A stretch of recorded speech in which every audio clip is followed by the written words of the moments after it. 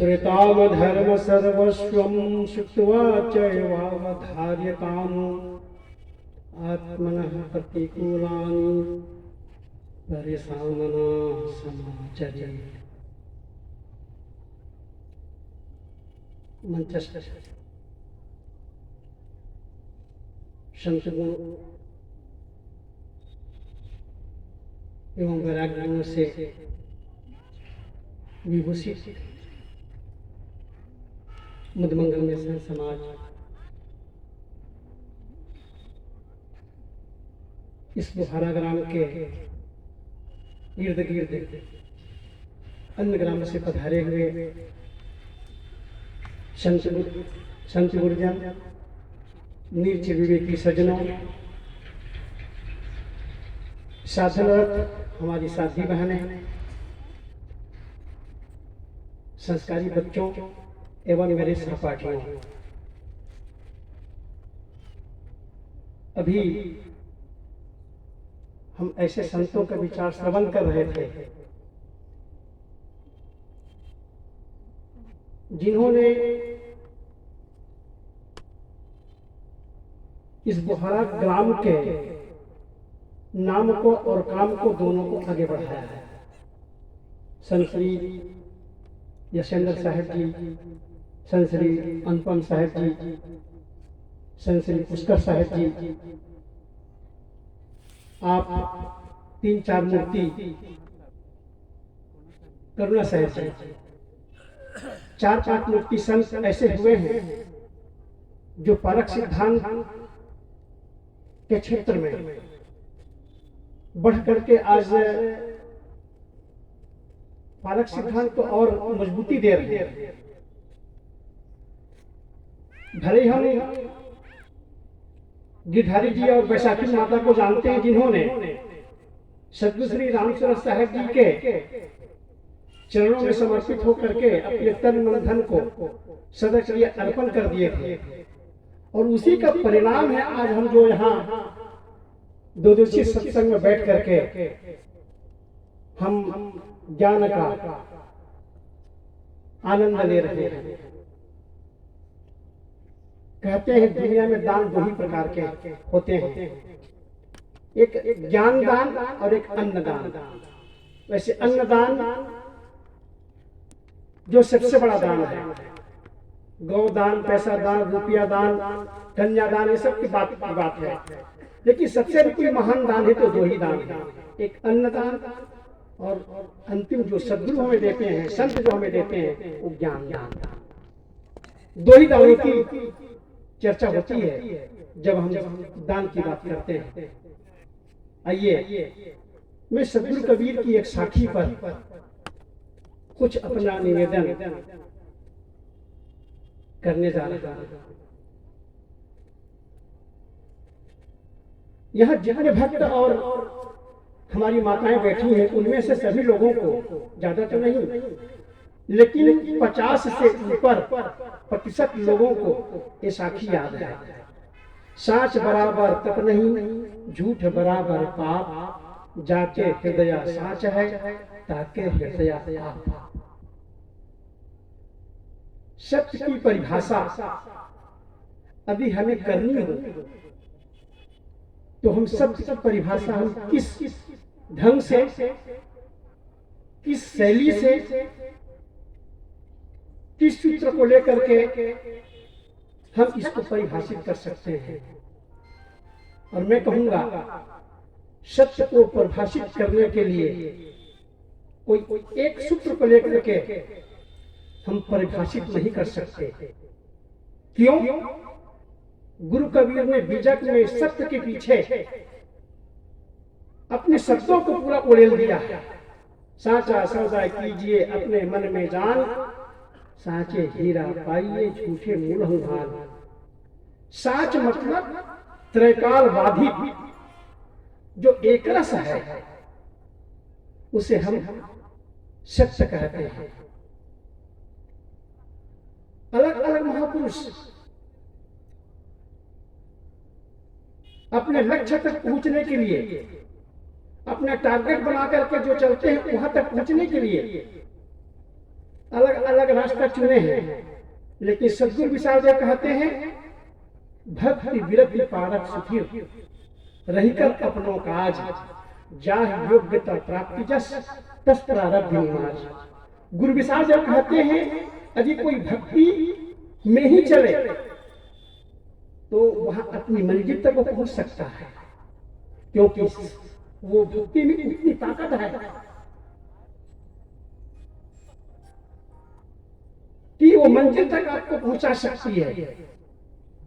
और तुलसीदास जी तो भक्ति पीछे इतने कहना चाहिए भावुक हो गए, वो कहते हैं अर्थ न धर्म न काम रुचि गति न चढ़ो निर्माण जन्म जन्म श्री राम पद यह वरदान नाम। तुलसीदास जी कहते हैं क्योंकि जो आदमी भक्ति नहीं करेगा उसको मुक्ति कहां मिलेगी। गुरु विशाल देव मुक्ति के संदर्भ में भी कहते हैं, और वो कहते हैं मुक्ति ऐसी चीज है सबको छोड़े हुए, और जब तक राखे अन्न को तब तक तेरी को खोए। भक्ति और मुक्ति का लिंक है, और ये मैं कहूं कि भक्ति का डायरेक्ट लिंक यदि मुक्ति तक है तो यहां पर असंभव नहीं है, अतिशयोक्ति नहीं है। गुरु विशाल देव का अनुभव इतना बेजोड़ है कि यदि एक एक शब्द को एक एक साथी को यदि आप उस पर विचार करें तो विचार सही बनता है। गुरु विशाल देव कहते हैं अवश्य होय भव पार वह पार जो समझे जीव केवल निश्चय छीन है निश्चय प्रगट सुशील। आप भक्ति को ही एक पकड़ लीजिए, क्योंकि देख लीजिए यहां सब प्रकार के स्पेशलिस्ट हैं। कोई कर्म पर ज्यादा बहुत बढ़िया प्रस्तुति दे सकते हैं, भक्ति पर नहीं दे सकते। जैसे डॉक्टर लोग हैं आई स्पेशलिस्ट, आंखों के स्पेशलिस्ट है। कोई कहते हैं चिल्ड्रन स्पेशलिस्ट, बच्चों के ज्यादा जानकार होते हैं। एक है लेडीज स्पेशलिस्ट, वो लेडीजों के बारे में बहुत ज्यादा जानते हैं। और कोई नाक का, कोई कान का, कोई माउथ स्पेशलिस्ट। जो डॉक्टर जिसमें उसकी मास्टरी होती है उस पर उसकी पकड़ होती है। किसी ने पूछा जवाहरलाल नेहरू से, एक पुस्तक मैंने पढ़ी थी डिस्कवरी ऑफ इंडिया, और कभी चैनल चलता था टीवी के माध्यम से भारत की खोज। उसमें किसी ने पूछा जवाहरलाल नेहरू से व्हाट इज योर एडवाइस, अथवा तो ये कहें कि आपकी विचारधारा थिंकिंग आपकी क्या है सत्य के बारे में। तो कहते हैं truth is one and ways are many. सत्य एक है लेकिन सत्य तक पहुंचने के लिए अनेक रास्ते हैं। सदगुरु कबीर ने कहा, देखिए अलग अलग अपनी अपनी पकड़ होती है। सदगुरु कबीर प्रेम के पुजारी थे। गुरु कबीर कहते हैं पोथी पढ़ी पढ़ी जगमुआ पंडित भया न कोय ढाई आखर प्रेम का पढ़े से पंडित होय। नेम जगावे प्रेम को प्रेम जगावे जीव जीव जगावे पीव को वही जीव वही पीव। प्रेम न बाड़ी उपजे प्रेम न हाट बिकाए राजा प्रजा जो चाहे शीश दिए ले जाए। ये प्रेम की परिभाषा है। अलग अलग महापुरुष वहां तक पहुंचने के लिए अलग अलग रास्ता चुने तो सही, लेकिन सारे रास्ते वही जाते हैं। कहां? मंजिल तक रास्ते आपको पहुंचाते हैं। नदिया एक घाट बहु तेरा कहां ही कबीर ये मन ही का फेरा। महात्मा गांधी सत्य के बारे में इतने जानकार थे कि वो कहते थे आदमी सत्य बोले तो अपनी मंजिल तक पहुंच सकता है। और कहते हैं ट्रूथ इज गॉड। किसी ने पूछा महात्मा गांधी से तो वो कहते हैं, यद्यपि वो 4-5 सूत्र को लेकर के चलते थे, सत्य अहिंसा और फास्ट उपवास सत्याग्रह बहुत सारे विचारों को लेकर के चले, लेकिन सत्य के प्रति उनकी अटूट श्रद्धा थी, अटूट विश्वास था। इसीलिए कहा ट्रूथ इज गॉड। यदि भगवान को पाना है, परमात्मा को पाना है, आत्मा को पाना है, तो आप सत्य को आप लेकर के आप चले। और सत्य क्या चीज है? सत्य सनातन, ये आपके अंदर में बैठा हुआ जो तत्व है वो सत्य सनातन है। वो कभी, वो आत्मा मरती नहीं है। यदि गीता आप खोल करके देखेंगे तो गीता में कहते हैं न जायते मृते वा कदाचित् नायं भूत्वा भविता वाना हुया अजो नित्य सत्यं प्राणो न हन्यते हन्यमाने शरीरे ईश्वर सर्वभूतानां हृदय से अर्जुन तिष्ठति भ्राम्यन् सर्वभूतानि यन्जोहानि मायाया। ये गीता का सदुपदेश है। सत्य मतलब सत्य को ढूंढने की आवश्यकता नहीं है, सत्य को समझने की आवश्यकता है। क्यों? आप ढूंढेंगे, आप बाहर में आपको क्या मिलेगा? तुलसीदास जी कहते हैं, कहीं कहीं तुलसीदास जी इतनी अच्छी विचारधारा देते हैं कि आप मुक्त हो जाएंगे। गो गोचर मन जहाँ लग जाई सो सब माया जाना भाई। जो भी आप देखोगे, सुनोगे, चखोगे, वो पांच तत्व होगा, पांच तत्वों के विषय होंगे, लेकिन वो आत्मा नहीं हो सकती, वो परमात्मा नहीं हो सकते, क्योंकि आत्मा और परमात्मा वो दृश्य नहीं है, कहते हैं वो दृष्टा है। पांच तत्व का पुतला मानुष हरियाणा और एक कला के बिछड़े विकर हो सकता हूं। मैं कई महापुरुषों को उनके जो विचारधारा है, उन विचारधारा को मैं बता रहा हूं कि सत्य के प्रति इन लोगों की विचारधारा क्या थी। महात्मा गांधी बैरिस्टरी पास करके इंग्लैंड में दक्षिण अफ्रीका गए। अब दक्षिण अफ्रीका में जाकर के वकालत करने लगे, और वकालत ऐसे आदमी का वकालत उन्होंने किया जो मर्डर किया हुआ था, मर्डर किया हुआ था, मोमडन था। उसका केस ले लिया, क्योंकि वकील लोग बहुत पैसा कमाते हैं। यदि अच्छा सा दमदार केस हो गया तो 1 एकड़ खेत, 2 एकड़ खेत एक केस में वो जीत लेते हैं, एक केस में। आजकल तो वकील लोग कहते हैं भाई देखो 5 एकड़ खेत है, केस लड़ रहे हो, 2 एकड़ मेरा, 4 एकड़ तुम्हारा। शुद्ध कमाई वकील लोगों का। खर्च कितना होगा? 1 लाख, और कमाएंगे 25 लाख। हाँ, लेकिन उसकी कोई गारंटी नहीं होती है कि सत्य बोलेगा तो झूठ बोलेगा। वो सत्य को झूठ बना देगा और झूठ को सत्य बना देगा। लेकिन महात्मा गांधी उनमें से नहीं थे। महात्मा गांधी तो सत्य के पुजारी थे। बहस होती रही, जज बैठता रहा। अंतिम कहते हैं उस मोहम्मदन को उस हिंसा के कारण से फांसी की सजा सुना दी गई जज के द्वारा, और पता यह चला कि रविवार को फांसी होनी है। उस क्लाइंट का फांसी पे जैसे उसको चढ़ाया, महात्मा गांधी को पहुंचे हुए वकील थे, लेकिन सत्य पुजारी थे। जैसे फांसी पे चढ़ाया, सब लोग कह रहे हैं ये कैसा वकील है, कैसा वकील है, ये तो फांसी पे चढ़ गया, कैसे बचाएंगे? कहे नो कमेंट। किसी ने कहा, जज ने कहा कमेंट करोगे? बोले no comment. M.K. Gandhi ji comment, no comment. फांसी पे चढ़ा दिया गया। कैसे? ऊपर।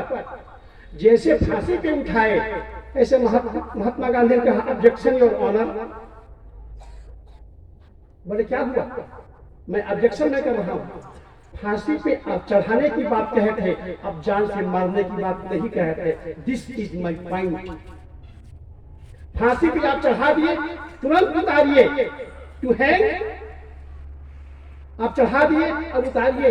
आपका काम चढ़ाने का था, आपका काम जान से मारने का नहीं था।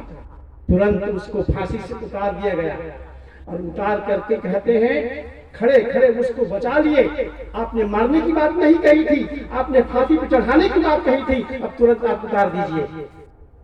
केस जीत गया। वहीं से कहते हैं अंग्रेज लोग संशोधन करना चालू किए, to hang, still to death. To death जो है इतना पॉइंट उन्होंने जोड़ा नहीं था। अब कहते हैं फांसी पे चढ़ाओ तब तक जब तक वो मर न जाए। बाद में कहते हैं महात्मा गांधी का केस जब देखा कि महात्मा गांधी ये केस जीत गए, ये तो चढ़ाने की बात थी, मारने की बात नहीं थी, बात तो सही है। जज को भी अपना पॉइंट बदलना पड़ा। बोले यार महात्मा गांधी तो गजब के आदमी है, ये तो अपने क्लाइंट को सत्य बोल करके बचा लिए और पैसा भी कमा लिए। ये है महात्मा गांधी। बोलिए सदगुरु देव की जय। आप सब खड़े होकर स्वागत करेंगे। पूज्य और गुरुदेव जी मंचासीन हो रहे हैं। आओ संतों चरण जमाओ, आओ संतों चरण जमाओ, बिछा हुआ या आसन है, करतल धन से करते स्वागत। ताली की घड़घड़ाहट। करतल धन से करते स्वागत, कैसा यह अनुशासन है, कैसा यह अनुशासन है। हाथ जोड़कर खड़े हैं हम सब, आप सबकी वंदना करें। कू करती कारी कोयल, शुभ स्वागत का गान करें, शुभ स्वागत का गान करें। और जितने हमारी माताएं थोड़ा आगे बढ़ करके बैठेंगे, भाई लोग भी आगे की जगह को पूरी करते हुए। तो मैं समेटने का प्रयास कर रहा हूँ।